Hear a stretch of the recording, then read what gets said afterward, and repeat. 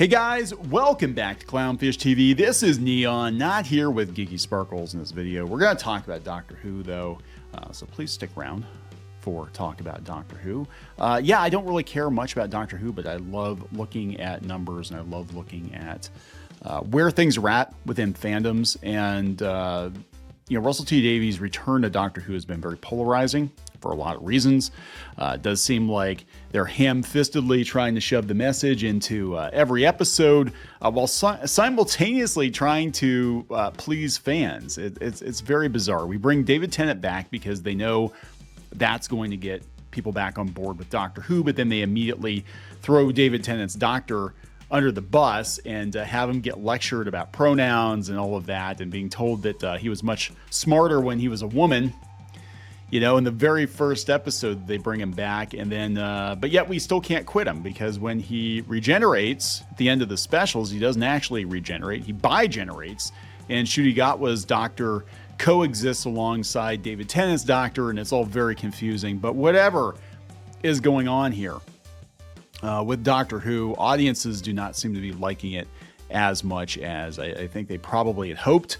Again, this was originally, or it appeared to be originally designed as a kind of fan baiting moment to get the old school fans back with David Tennant after a disastrous run by Chris Chibnall with Jodie Whittaker. And it doesn't seem to be going the way that they were hoping. We're going to talk about the numbers. Numbers are declining week over week, and I think that they're probably going to decline significantly after David Tennant is out of the picture, unless he's not actually out of the picture, because Russell T Davies has said that, you know, the 14th Doctor, 10th/14th Doctor, is still out and about in the universe. Actually, all the Doctors now apparently coexist simultaneously, which I do not understand how that even works. But whatever. Nothing makes sense. There are no rules. Just throw it all up in the air and be like, whatever. Let's talk about this. Before we get into it any further, please subscribe for more pop culture news, views, and rants, guys.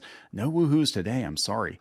But check out shopclownfish.com. You can pre-order again. I'm sorry, not pre-order. You're not pre-ordering these.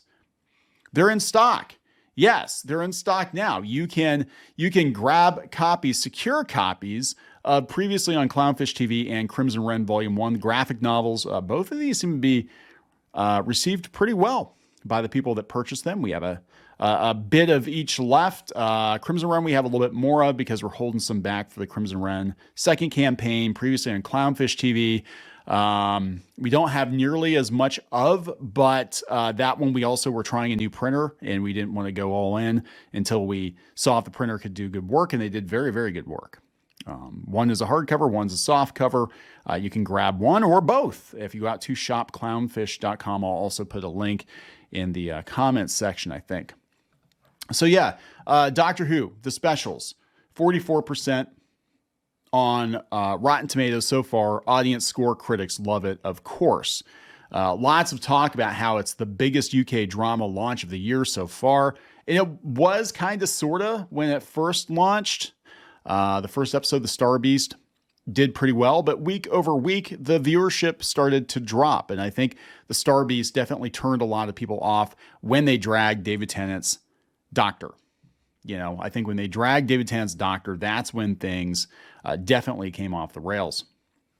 So now I'm going to go out to Twitter/X and look at the problem being, the problem being. And he's got the consolidated numbers. And you can see that they're dropping week over week. I think it's a he. It might be a they, them. I don't know. But the problem being, you want proof that they fudged the 7-day consolidated numbers by the amalgamated, the +4 in the consolidated range. Okay. See how the +4 was separate from the 7-day consolidated prior to the Doctor Who 60th and not counted as a consolidated number until now. So yeah, we did a video before. They seem to be pointing out that the BBC is waiting longer to release the numbers, and they're not just doing them as, you know, the consolidated or whatever for 7 days. They're waiting an extra 4 days. So like this is 2018 and 2019. You can see, yeah, episode 1, the overnight, 8.2 million. I think this is when Jodie Whittaker first debuted, and then consolidated +7. That would be with the iPlayer, right?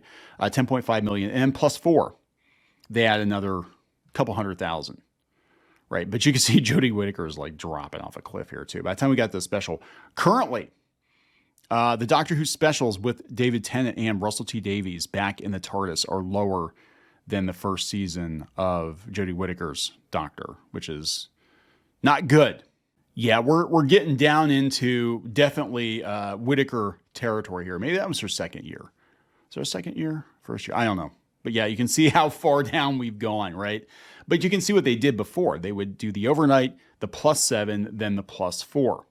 So according to the problem being u/what, they are basically just rolling them all into one big number. Whatever the biggest number is that they can show, and they're saying, hey, we're going to wait like 11 days or whatever to post the numbers. And it's not really going that well, because you can see that the giggle with Ncuti Gatwa is dropping from the other specials. The giggle did 4.62 million viewers.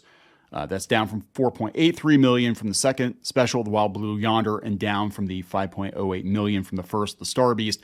So week over week, Doctor Who is dropping in the ratings. And, they can try to put as positive of a spin on it as possible. But again, we don't know what the Disney Plus ratings are. And it might pick up on Disney Plus. I have no idea, because there's not a whole lot else to watch on Disney Plus. But do people really go to Disney Plus for Doctor Who? And then you think about it, they threw a bunch of money. We'll talk about that. They threw a bunch of money at getting the rights to Doctor Who on Disney Plus, but we will apparently not be getting another season of The Orville. They don't want to bankroll this stuff themselves. They'll co-finance it with the BBC or Sony or whatever, which makes the show look expensive. I mean, I'm going to be honest. This is the best that Doctor Who has looked in years, probably since the Matt Smith era when they were throwing big bucks at it. But that being said, the content, the stories are what matter. And, I personally do not like the way they've been dragging the 14th Doctor. That is my personal opinion. But yeah, you can see that the regeneration episodes previously did a lot better. The Parting of the Ways, 6.91 million. Eccleston the Tenant. And then Journey's End, 10.57 million. Tenth of Smith. Time of the Doctor, 8.3 million for Smith to Capaldi. Twice Upon a Time, 5.7 Capaldi to Whittaker. Yeah, at this point, Doctor Who was kind of declining.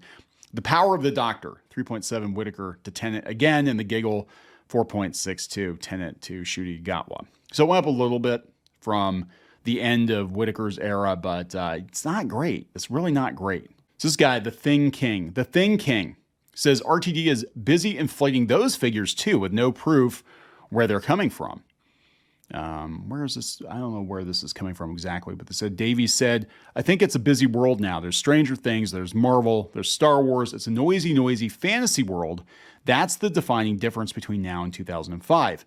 We were kind of the only show in 2005. So he's trying to make excuses. Like the only reason Doctor Who's not doing so good now is because there wasn't much competition in 2005. Now it's a busy marketplace, so we've got to be noisy. And actually, the truth of it is that first episode of The Star Beast, the consolidated figures are already 8.7 million. It's not what I'm hearing. All right, that's not what I'm seeing. I'm seeing a lot less than that, but whatever. So we're growing and growing and growing every single week. It's working. It's delightful. That's not what I'm seeing.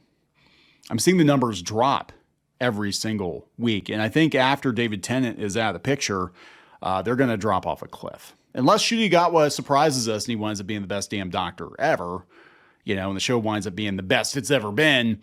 But that Goblin musical number doesn't really instill a lot of hope in me. But you know what? Russell T Davies, his Doctor Who's always been campy and weird. And we had the Adipose, and God, it was on his watch that we got Love and Monsters, so it's kind of like, I guess it's par for the course, I guess.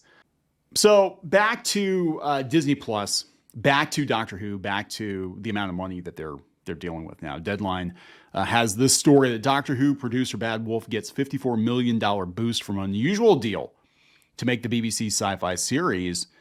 They said Bad Wolf was handed the production contract to Doctor Who in September of 2021. Yes, and a lot of people thought that was going to be the second coming of Doctor Who as part of an agreement to restore Russell T Davies to the role of showrunner. Bad Wolf's subsidiary, Whoniverse One, the special purpose vehicle through which Doctor Who has made posted sales of $54 million in the 17 months to March 2023. Separately, Bad Wolf recorded revenues of $148 million in the 12 months to the end of March, a 192% increase. Based in Wales, the production outfit's pre-tax profit of £7 million in 2023 was up 366%. Yeah, it said Doctor Who's always been made by the BBC or BBC Studios, and there is no precedent for the corporation handing over keys to such an iconic brand to an external producer. BBC Studios continues to own the Doctor Who brand and oversees their national sales merchandise. The company brokered a deal with Disney Plus. So basically, I think it got to a point where things were so bad they just handed the keys to the TARDIS over to Russell T Davies. Plus, Disney was kicking in money, and that was when Disney had money to kick around. I don't think they really have that much. But it's interesting because they said that this season of Doctor Who, Disney's Doctor Who, is going to be one of the most marketed. So it might actually see an uptick in viewership. Now, it's one thing that we did not see during Jodie Whittaker's era was a lot of toys, a lot of merchandise. I think they had a Build-A-Bear with like a sonic dildo, and she got an action figure, and that's about it. But like you would look at places that normally had a ton of Doctor Who stuff, especially during Matt Smith's era, there were tons of Doctor Who toys and like Mega Blocks and all that stuff. They had toy commercials and everything for Doctor Who. And that sort of waned during Peter Capaldi's era as Doctor Who sort of became, I liked Capaldi quite a bit, but it definitely started to feel more like a US CBS show, like Murder, She Wrote, time travel he wrote. But then we got to Whittaker's era, and it was like, yeah, we're not even making this for kids. We're not even going to pretend. This is ship bait. That's what this is. It's ship bait. And here we are again with Ncuti Gatwa's Doctor, and apparently they're going to market the hell out of it. Now, it's going to be interesting. Are they going to market the hell out of the new Doctor? Or is David Tennant back so they can make more 10/14 Doctor action figures and stuff? The BBC Studios scripted department's marketing team talks Disney, brand partnerships, and fandom. This is coming from Adweek. So they've begun this partnership with Disney, which means we're going to see a lot of stuff, I think, in Epcot in the UK Pavilion again. It's already taking the show's brand and commercial potential to a whole new dimension. Well, they better ramp that up because it seems like the ratings are dropping. In its archive of content, now known as the Whoniverse, the series has more than 800 episodes. Before the global distribution deal signed with Disney in 2022, it was available in 13 regions worldwide. Okay, we get that. As a result of its history and reach, the program already has countless marketing elements, including a long-running dedicated magazine, true, thousands of tie-in novels, true, DVDs, action figures, and cosplay merchandise. Now things are set to ramp up even further. They said that they have 12 people on staff to handle Doctor Who intellectual property, who has a dedicated team within this department that covers both editorial and asset management, led by the show's brand director, Vanessa Hamilton.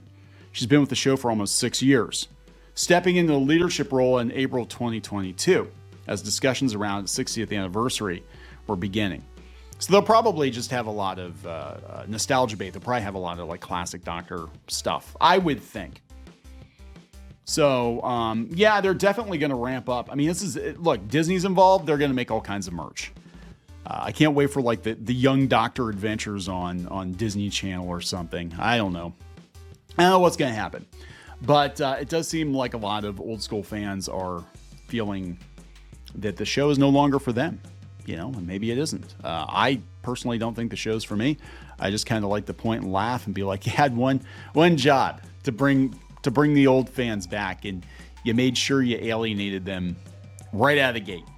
Right out of the gate. The very first episode, you basically said, hey, this show, yeah, even though we're using the classic logo from the 70s, even though we're bringing one of the most popular Doctors ever back, even though we've got a showrunner that you used to like, this show's no longer for you anymore. We're celebrating the 60th anniversary by scraping the rest of the old school fans off the bottom of our shoes, and we're moving on in a whole new Disney direction. And that's fantastic. Good for you. Good for you. Have fun with that. I don't really care. I just like to point and laugh at this stage of the game, right? So I'm going to wrap it up. Please subscribe for more pop culture news, views, and rants, and we'll talk later.